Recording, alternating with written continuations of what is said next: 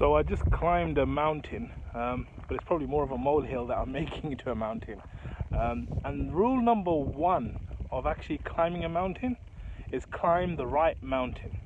Climb the right mountain. I know it sounds obvious, but it's quite strange that when it comes to our problems and our issues as leaders and organizations, sometimes we're not very good at defining exactly which mountain we're trying to climb. And an example of this is when you look at typical meetings. Sometimes we'll sit in a meeting and we'll have a discussion about something, and we'll say, you know what, this is the problem, and then we'll go around in discussion and discussion and discussion for ages. And at the end of it, you've had like a half an hour discussion and there's no resolution. And part of the reason for this is that we don't define our issues and our problems correctly.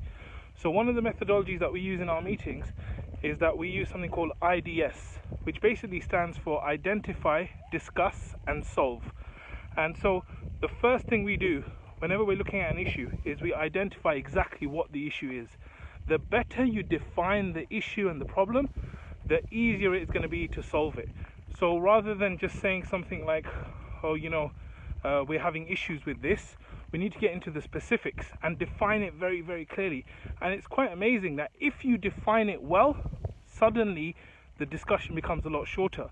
But once you all agree that, look, this is actually the issue, then we can discuss what are the things we can do to resolve it.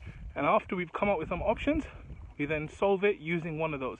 And of course, if it doesn't work, then we go back and we do exactly the same thing. So identify, discuss, and solve, and pick the right mountain.